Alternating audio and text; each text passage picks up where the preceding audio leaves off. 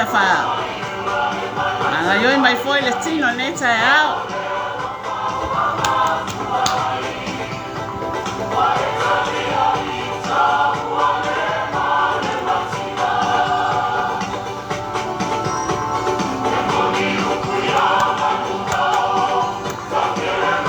Ia fa anga yoi mai tino.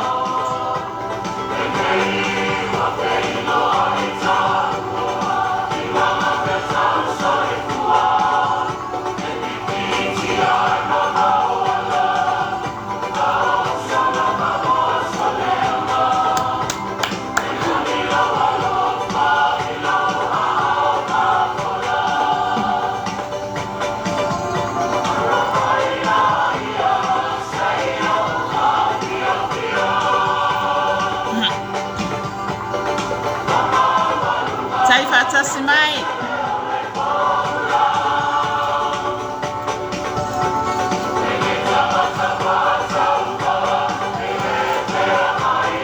Sa mai. Pangai ngai mai Martino.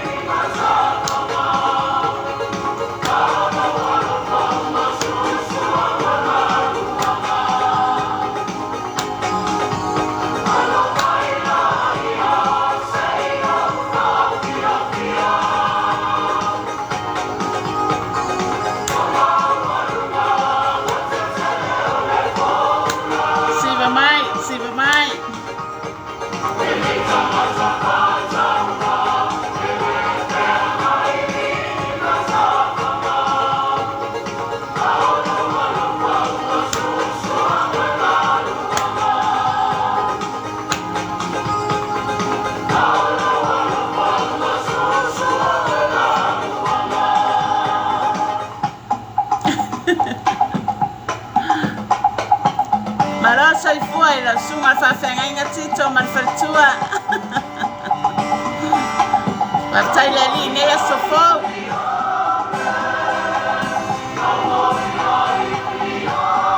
Ya sa mai la sunga fa fenga. Fa nga yoi faltino a.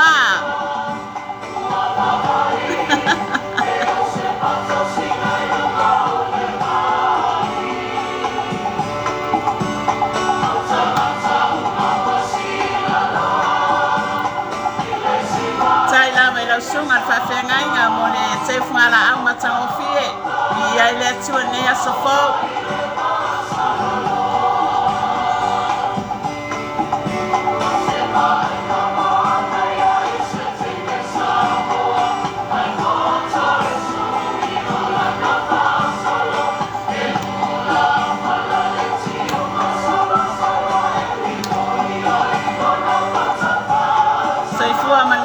Sunga fa fenga lo aku yese.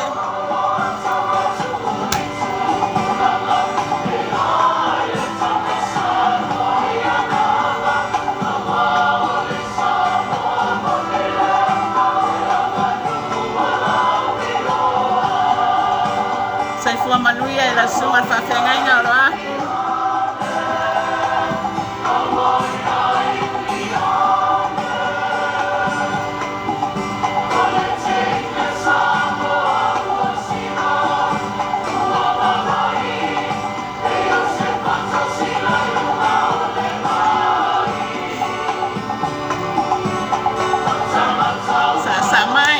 Sa mai. Fai loa ai lo fia ma lo ori le atua nei a sa Feau.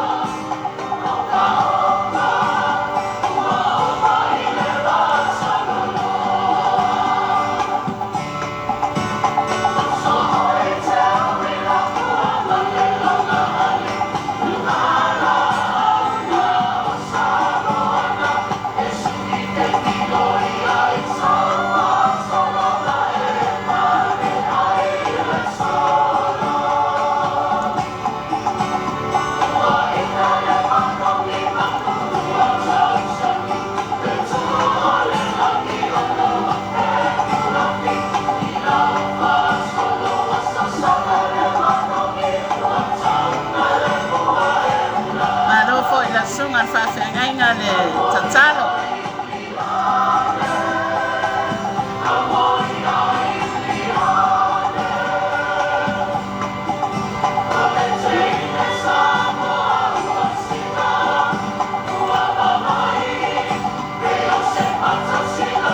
Sai fua manuia e la sunga whawhengai ngā tito ma whatua.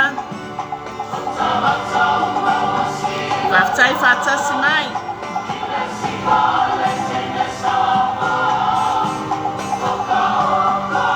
Tai la sunga whawhengai ngā roa hui ese ma futa mai.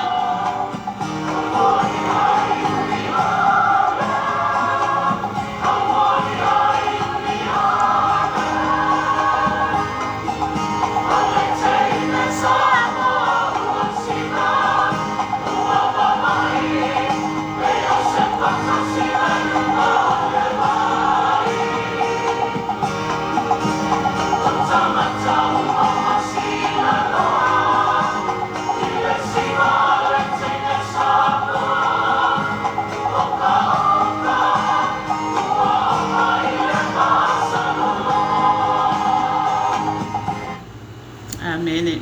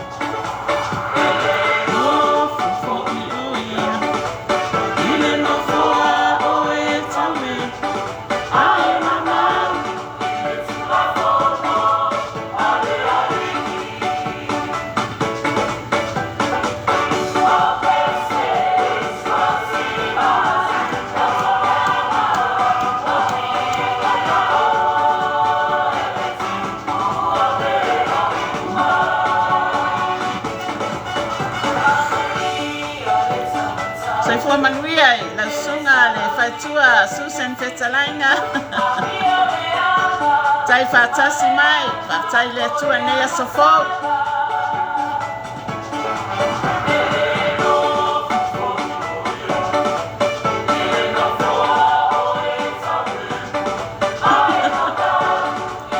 Malo soifua la sunga le faitua Susan Fetalainga.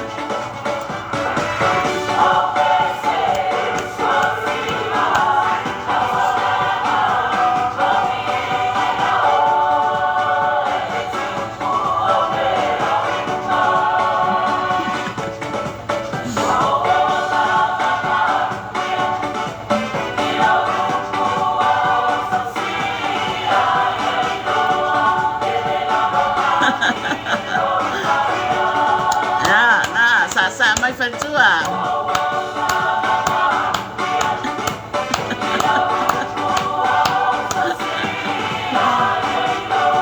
Sa mai yo tofanga. Afai mai fatua amale fua mai ya sa mai. Iya leli.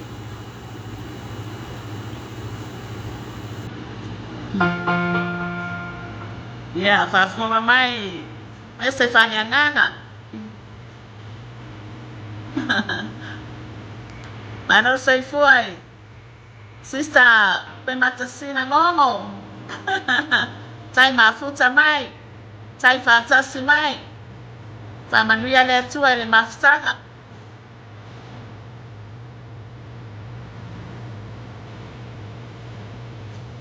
Ano tatu le faletua ya hana ya maleuso.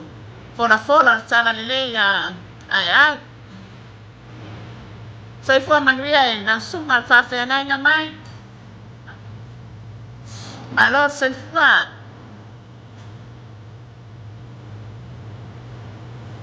Patalo fatu ya fai malo elia. Malo soifua. Bilia le tua nea sofo. Ya na afatua. Etanga si baltayawa. Malo la balsasa afatua.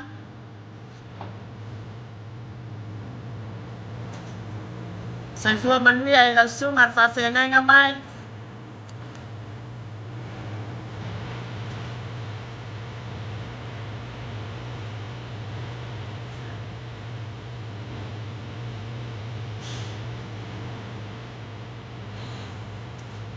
Soifua manuia la suma. Ale tamaitai fora avele o le malu wa resi batausiri. Soifua manuia. La suma le malu wa resi batausiri. Tai foi more por aí na le upo le atua ilia le li.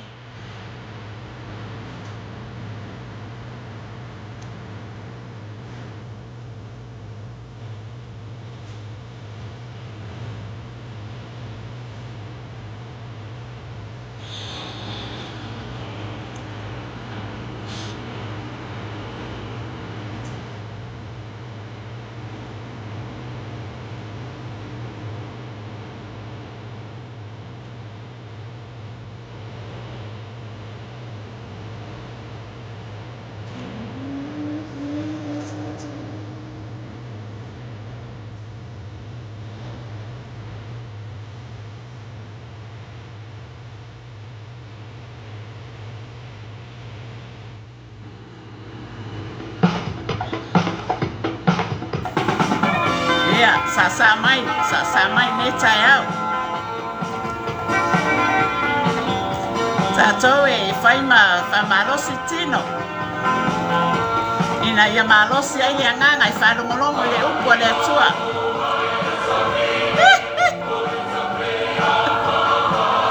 Sa mai.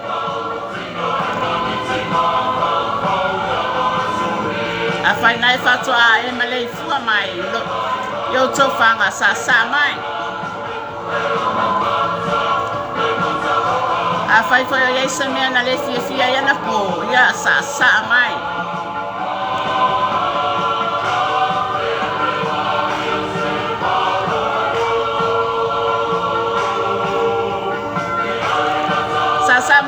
tua Susana. O e foi o mai moa mai ia sa mai.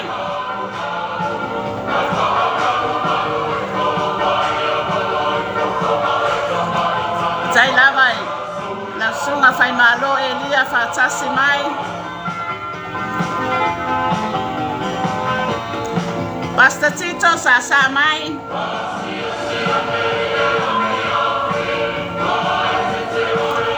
Sista le malu sa mai.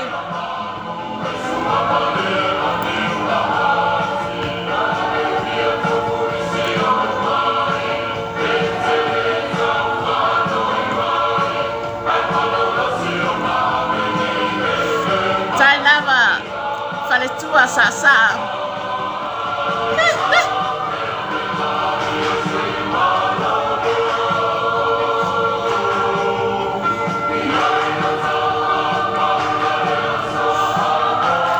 mai e mai moa mai sa mai. Mo fena te mai moa mai ai sa mai. Faria e lo alofa ile atua ma lo fia ma lo ori ile ali. Ona fai un tato a via mai nei a Feau.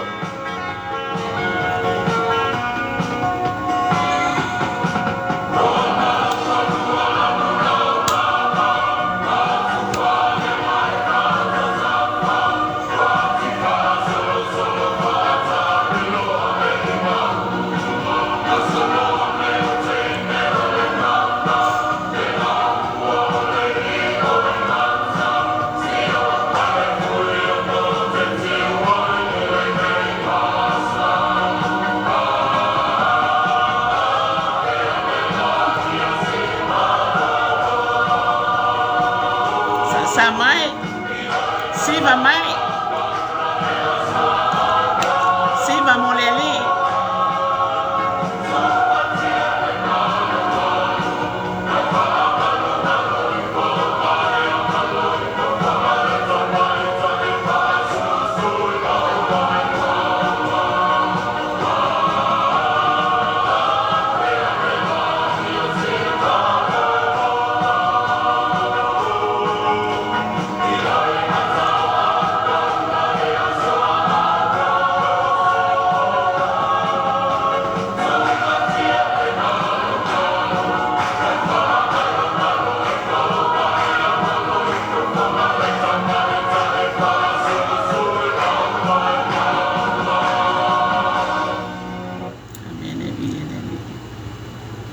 Away te whakea. Wakore.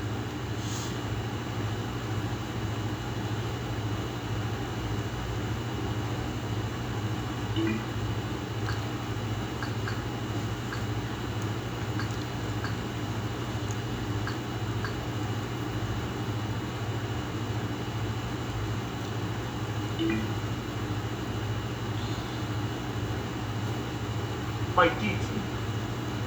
Awau nato umau te awina atu iai oe. E te alu lava iai. Te ia le mana e whaavavau lava. Amen. I whamanuia mai le tua. E alai la o tau whaafafonga. Ma le tātou whaanongolomo ai na nā.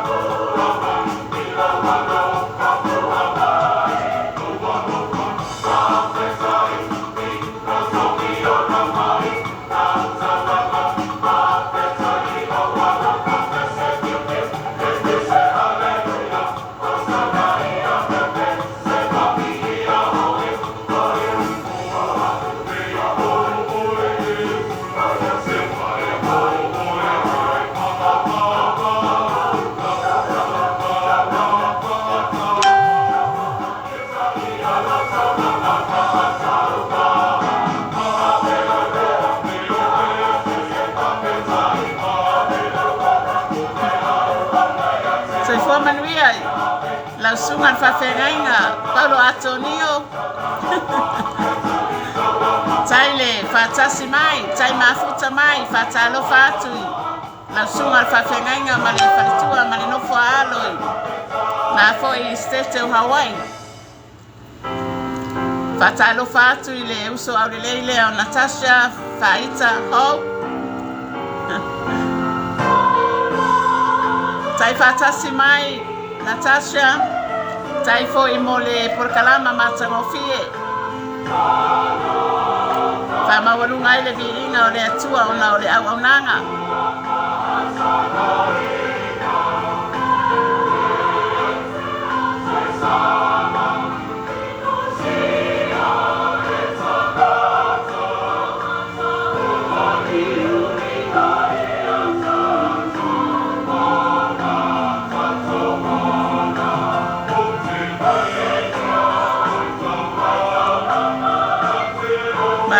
I la sunga whawhengainga Paulo Atonio ia. O lea ua te ale balu ia mātou a mene. Pe tasi e foi le tūla e tātou a pasta.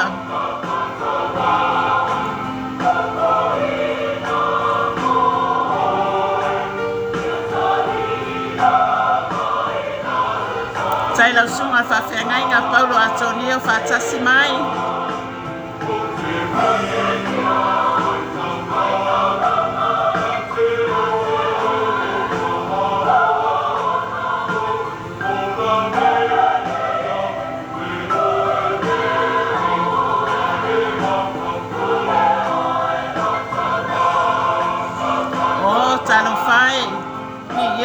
Ia whamanuia le atuai.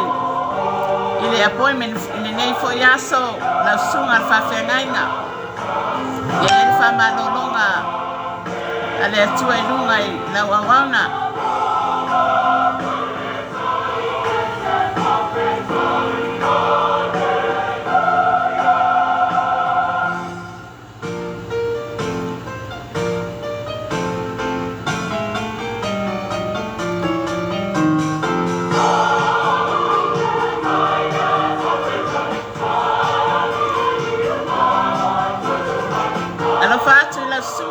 Pasta Antonio Malfaltua.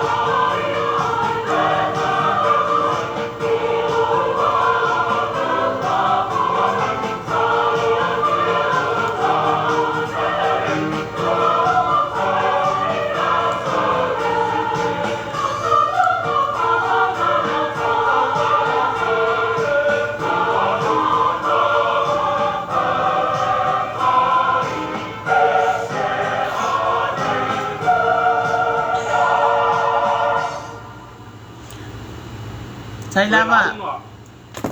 Le sua como malu le tu le tamama le alo ma le napa. Tai la sunga le whawhengainga Paulo mo whamanianga vi ia le atua.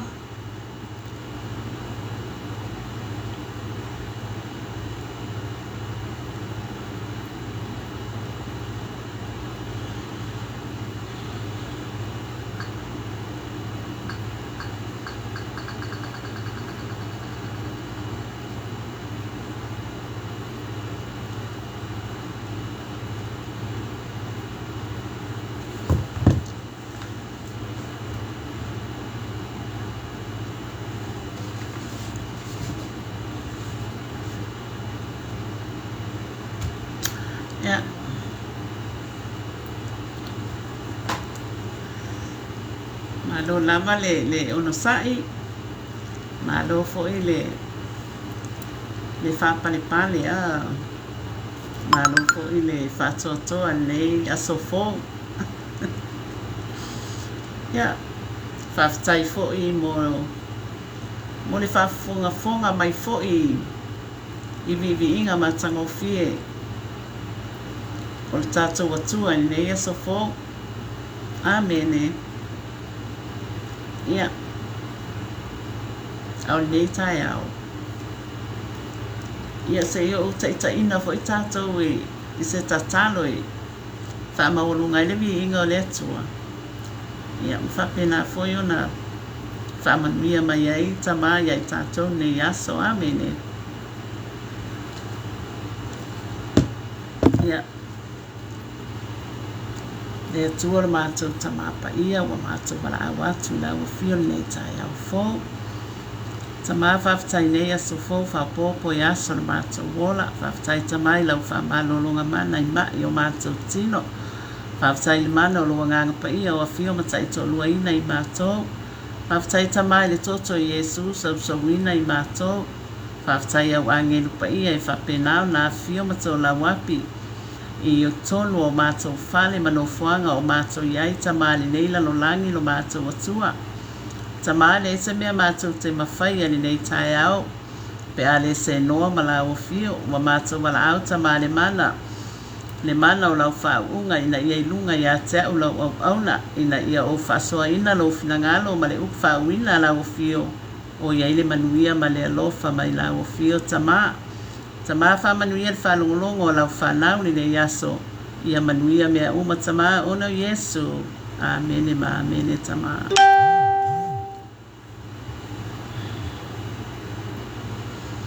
O te whatalo whātu I se uso au lile ia lea o kema fili. Whaolo tane a. Sei fua manuia, sister kema.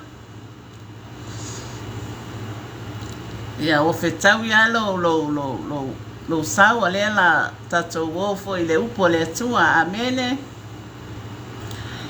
Ia. Au nei tai au ia o te whatalo whātu fo I le paia ma le mamalu o se o tātou atunu o Samoa. Ia whatalo whātu leo whaingaruenga paia, leo whaingaruenga totofi. A le atua. Ia o te whatalo whātu le aingo o le whātu atua le tino keriso. O te whatalo wha I lunga o penga ta whailangi a la leo whaleanganga. O te whatalo whātu I whaiwhi au fōi. Po sunga I whawhiangainga o lo mau lātou whalitua. Ia o uso fōi matua ngani pele I le alii. Ia o alo fōi ma whanau o lo lātou fola fōi le tala lelei I lo tātou ali o Yesu Keriso. I aso taitasi amene. Ia o te whatalo whātu. I le ainga o le whātu atua le tino keriso. Ia o te whatalo wha I le sunga I whawhiangainga ia Mike mono le wharitua ia Sarah. Ia male no whaalo. Ia male mamalo le ekalesia I marewa. Whatalo whafoi. I wofo I mapaanga ni nei por kalame o lo mai moa mai. Ia mawhafonga mai foi I le nei tai au fo. Amene. Ia mole sila fia foi e le au mai moa ma le au whafonga. Ia o le tino keriso le ainga o le whātua atua. Ia o le tātou au nanga foi nei o le Feau o le Satauro. Ia o lo whapena foi o na ilalo o le ala leo whaleanganga o le Global Kingdom TV. E o lo whaululu fo I le sunga le whawhiangainga. Ia Mike. I New Zealand, amene. Ia o le sunga fo le whawhiangainga ia Mike. O ia o le whatonu fo I o le ala leo whaleanganga, amene. Ia o le vi inga e fo I le atua o nolo na alofa malonanga lelei. ia ua mawhai ai foi ona maua le avanoa ia e whapena foi ona whasoa ai le whawina le atua ia aua foi so tātou oso whaleanganga ni ne yaso ia e sili ai ona maualunga ma maualunga ai le vi inga o le atua. Amene. Ia ne tai au. Ia tātou wofo ile upo le atua. Amene. Ia whapena foi ona sa ili ile finangalo le atua. Ona o le upo le atua o le upo e ola. Amene. O le upu foi le atua e au mai e whapena na taiala i nai lo tātou wola whaleanganga. Amene. Ma wha maua ma wha mausali ai lo tātou wola au auna ma le whātua lo tātou atua. Amene. O le mele awa e tātou o na tātou whāta waina le upu le atua. Amene. Ia ole o tātou tus whai tau le i ne tai au o le tusi mua konito au lona mata upo isfuto o lona whai upo mua e whata ua e fola e mawalunga e levi inga o le atua. Amene. O le tusi ala apostolo Paulo le ekalesia i Korinto. Uasili lelelei o le alofa.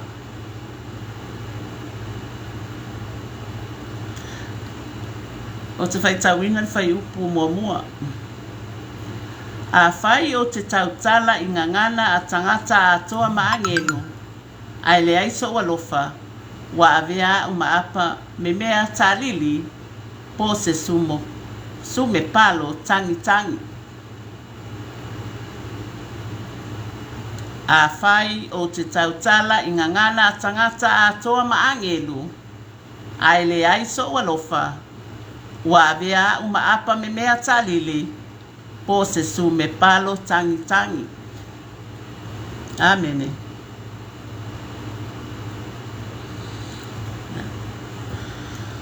O le tustusinga lea, o le tustusinga le apostolo Paulo, i le ekalesia i Korinto. Amene. Wa mai le apostolo, a whai o te tautala i ngangana a angelu, matangata ai le aiso alofa. Ia. Lea wata ua tuspa ia me le tautala i le apostolo a e whaatusa ia.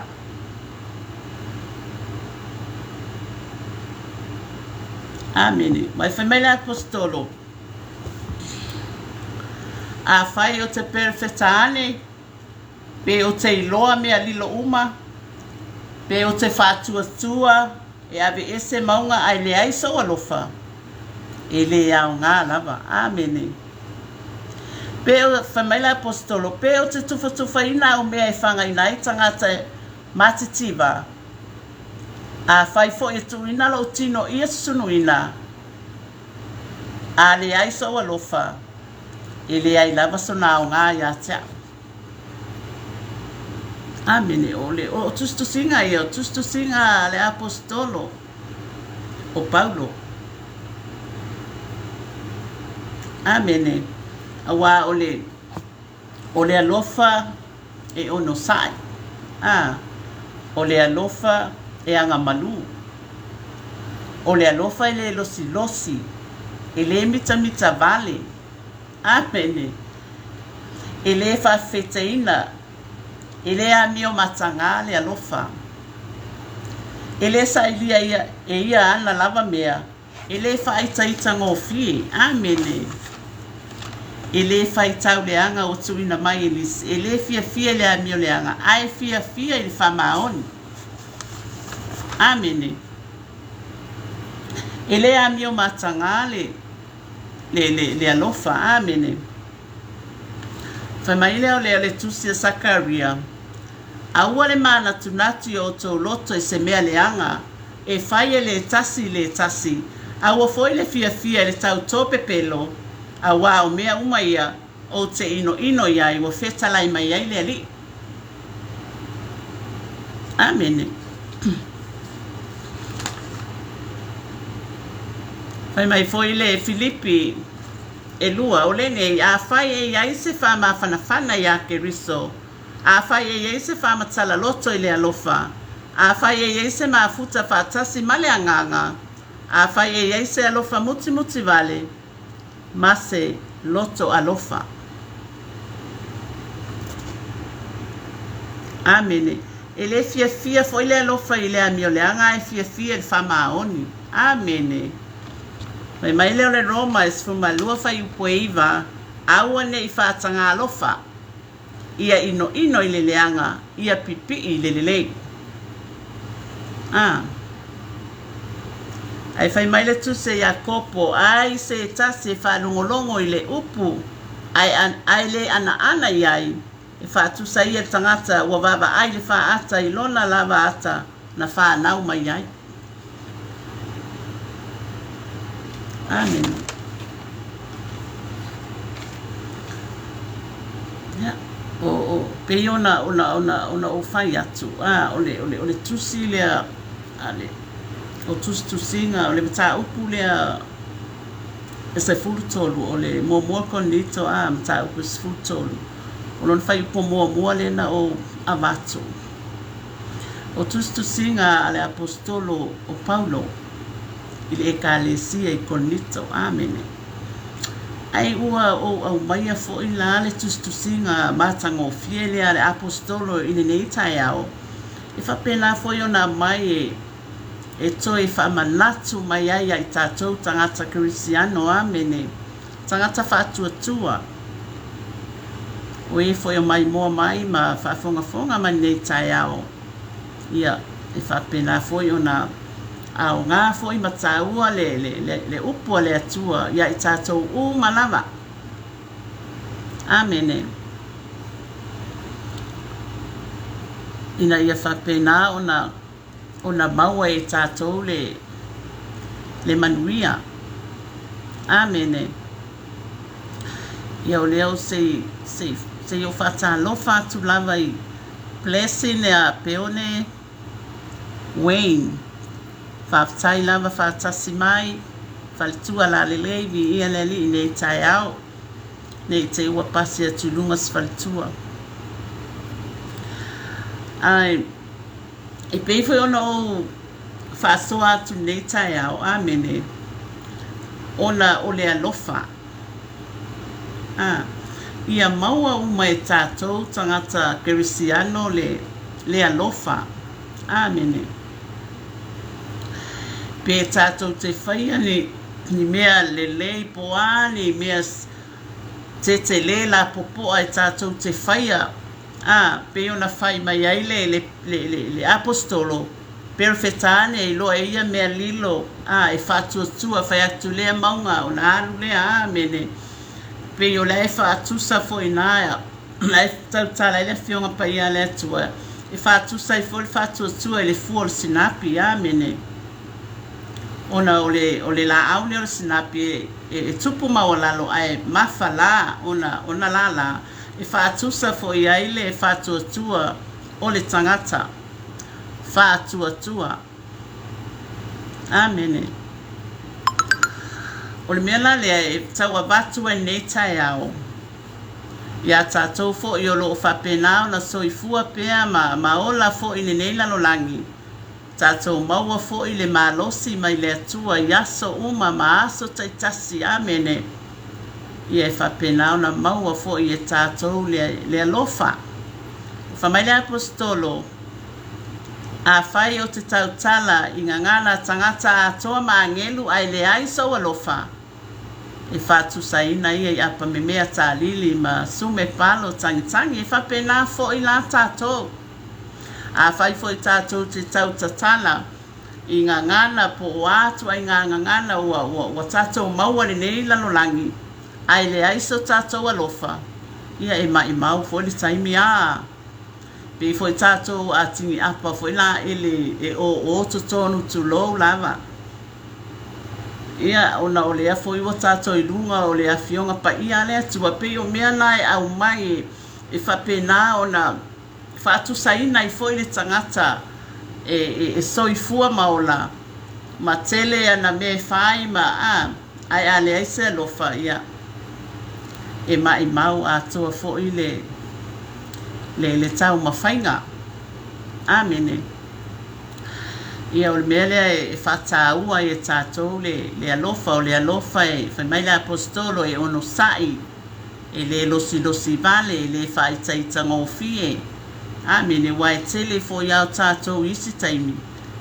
Ia e unga fo ia le alofa e oso i fo le ita. Ia e mo lea wa tautala le apostolo o Paulo e le whaitaita ngofie e le tangata alofa. O le a se mea e te le fia ai tulo i lo uso a tangata ia po lo to alua tulo ia po lo ainga po se whanau ia aua le maua tātou le ita. Fa mai o le alofa e le whaitaita ngofie. O le alofa e ono sa. O le alofa fo i le losi vale. Awane i maua fo i tātou nā mea o le losi vale fua. O mea lawa wa fo i mai e le atua i o toa au mo mātou lima. Ia o mea nai tulo e o si ele taulanga. Amene. Ia ele mita vale fo i le alofa. Ele whawhetaina. Ia wa o tātou. Ia e o atu lo fo i mea tumu Ia wa oso mai fo i le fefete ma le e whapena lava le soifuanga. Ai o le tangata alofa moni lava. Ia e whapena fo i ona maua e ia le toa file mu. Ia ai o nei mea uma lava ai ia sili lava ona tātou walo lofa i le atua. Amen. Au e mai moa mai le tai au le nei. Mai e whafonga mai le. Tulou lava. Le aingo le atua. Ia sili ana tātou walo lofa i le atua. Awau le atua na moa ia lofa mai ai tātou. Amen. Nai fo e tau talai le ro mai valu lua valu. Ue ana lofa atu ia te ia ue wa vala awina i lona fina ngalo. Tātou walo lofa i le atua. Ona o le whaolatanga na ia saunia mo i tātou e ala le maliuti ngalo na ano pele o Yesu Keriso. Na whamalingi nai lo na toto pa ia. O whamamama whamangalo i nai tātou tangata sala. Amen. O le alofa pito sili lava na ona tāua. Ia i tātou tangata whaolaina. Tangata pa ia o le atua. O e foi o mai moa mai ma whafonga mai. O le alofa le nā tāua o le atua. I ona tautale evangelia Ioane. A wawo whapea lava o nā alofa mai le atua i le lalolangi. Na ia awina mai ailo nā alopele e tōtas. Ina ia le whanoa se tase whatutua ia te ia. Ai maua uma e tātou le ola e whapamau. O le alofa na o le atua. E sili le alofa o le atua. Ele i whapea na na musu ia le atua e awina mailo na alupele to tas. Ai na awina mai alo na alupele to tas. Ona o le alofa ia te oi ma le tangata sana. Amen. Mena e whataua e tātou le alofa i le atua. Amen. Nanga o manuia o le atua le o tātou manuia ai. Amen. O tātou saoloto. Ona o le toto lo tātou ali o Yesu Keriso. Amen.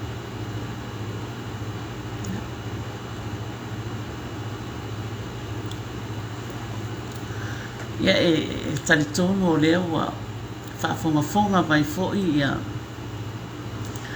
le au mai moa o le au whaafonga o le ainga o le atua le tino Keriso ia maua o mai tātou le alofa pa ia o le atua e te tau na maua o mai e tātou. Mea nai awa i foia e tātou na tātou mana tunatu i aso umanava i le alofa tunua o lo tātou ali o Keriso. Amen. Awa ua manuia ia Keriso o lo whapenao na nofo ia i le tū tamatau o le atua tamā. O lo whai o ia mapuluvanga mo i tātou. Amen. O le mea lai au na whaia ea e tātou le suafo lo tātou ali o Yesu Keriso.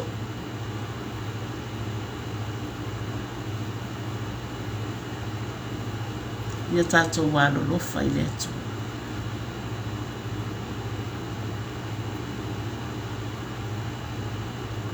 Tātou le au whatuatua. Ia mōni alo tātou wō i le atua. Amen. Ia mōni fo ilo tātou wālo lofa i le atua. Amen. E le isesi o tātou e ami o tonu. E te iwo o tau whapea mai. E fia ami o tonu i o le fona. Le ai. O tātou umalava e tātou te ola tau mawhai mo le atua. Amen. Awa e tau fwoi on tātou manatu natu.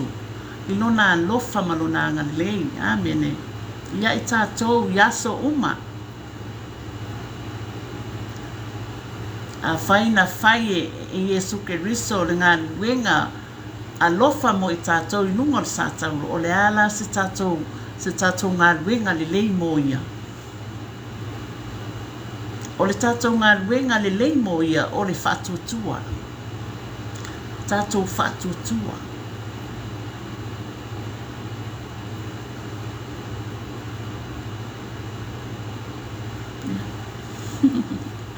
O le tātou whaasoana ne tae au. Tau ina alofa le atua e tatala mailo na finangalo. E whaamala malama atili maila na upu. I o tau loto. Tātou uma. Mo tātou Feau ina ia maua ama mausali ai pea no tātou au nanga i le lii. I aso uma nava. Fola ia e whamanatu a pete ita, pete le fia ai o te whamanatu pea. E tupu al whatuatua i tau longolongo le awhia mapa ia le atua. Tātou woma le atua, tātou sāva vali ma le atua. Whamasani ma le atua. Taula lo whatuatua ia Yesu Keriso manana luenga mai ea. I lunga o Satauro. Manu te leina ne yaso i le alofa ma le anga le lei o le atua. Ta maua i ule whasoa alau au auna. Whaafitai tele tamai lo alofa ma lo wanga le lei. Whaafitai tamai la o fio i lau whaunga ia te au lau au auna. O whaasoa i nai lau finangalo nei tae au. Whaafitai tamai. Whaafitai anganga pa ia, whaafitai Yesu. Whamanuia mai tamai ai mātou umane yaso. Ia manuia lava mea umatama ona Yesu. Amen e amen. Malo lava le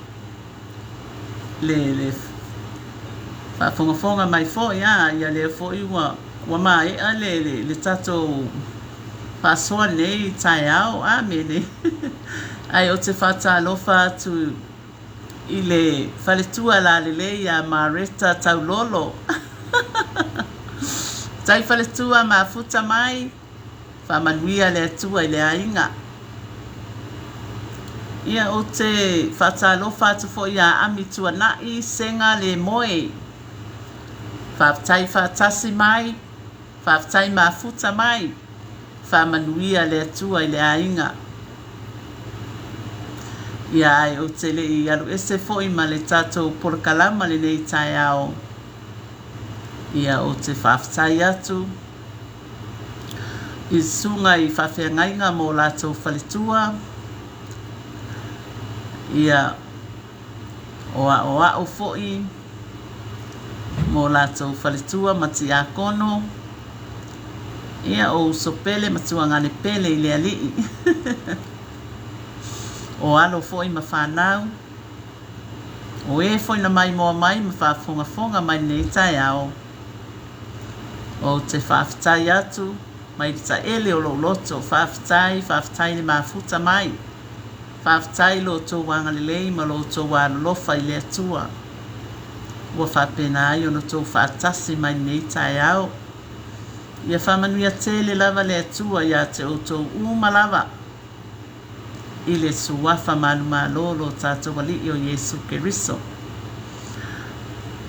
Malo sister Kema ia po lausunga fo ia le hekeo Kema. Ia tātou whenua i fo i le polkalama ai mainua sunga whawhengainga ia Feau sister. Ia se tau whai atu fo ini supo a wā fo se tau mawhtanga le wasenga au lelei ula vale Ia whamon mole lau sunga Pastor Mike. Ia sen mai fo i le tātou porkalama tātou wewa i fo i le awa uli Ia whaftai atu lama ia i lātou umalaman whatasi mai Pastor Tito, Pastor Mike Bretta, o le uso au le le malu wa lesi. Ia o le uso au le Natasha. Ia o le whaletua la le o Susana. Ia o le uso au le Kema. Ia o le sunga le whawhengainga ia Olo Aku. O le sunga foi le whawhengainga ia Paulo Antonio. Ia manisi lama na o whapenau na o wawai atua ia o whatasi manei tai ao. Ia whaftai tele lo tō wanga lelei, whaftai lo tō wa lofa. Ia manu te leina ne yaso le alofa o le li soifua.